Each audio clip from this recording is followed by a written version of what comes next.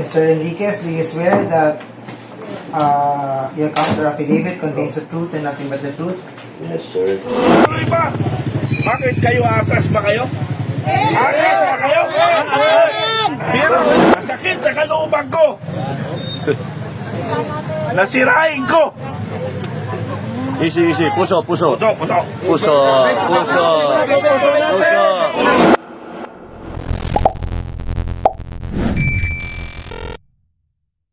Have you read the same, sir? Have you read the contents of your content of it? Yes, sir. Complete affidavit. Do you swear that the contents of the complete affidavit is true based on your personal knowledge? Yes, sir. Sir, do you understand that any untruthfulness in the complete affidavit may result to the filing of charges for perjury? Yes, sir. That's it.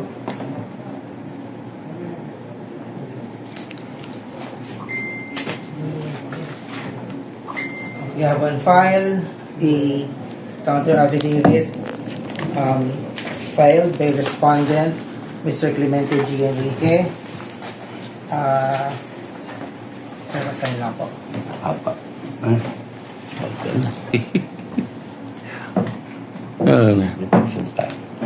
Sir, tayo po tayo. Prosek, gusto rin ng video. Okay ba? Sige sir, ano lang po ha. Souvenir niya. Sige sir, stand up please. Please your right hand for Sorry. Mr. Enriquez, do you swear that your counter affidavit contains the truth and nothing but the truth? Yes, sir. Do you understand the contents of your counter affidavit? Yes, sir.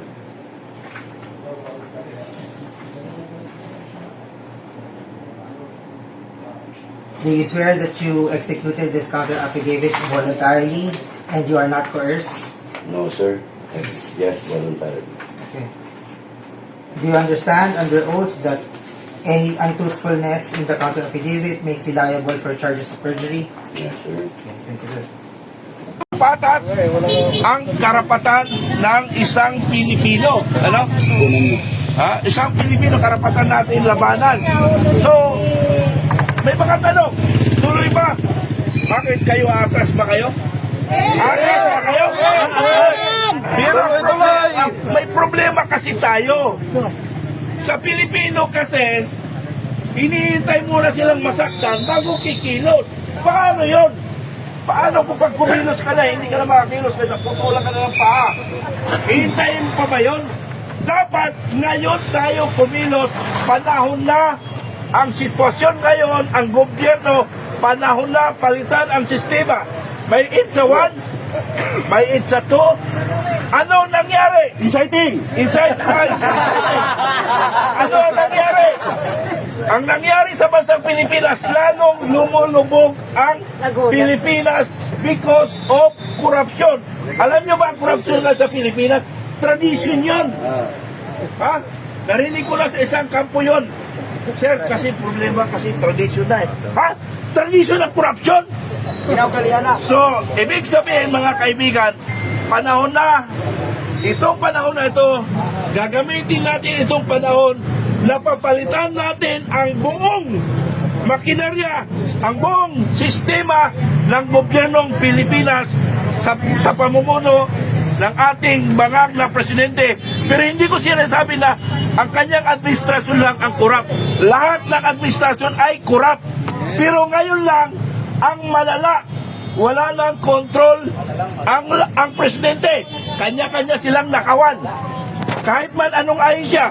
I'm sorry our forces ha. I'm sorry our forces. Galing ako dyan. 4.9 billion ang hinahanap ko sa inyo. Masakit. Walang iyakan.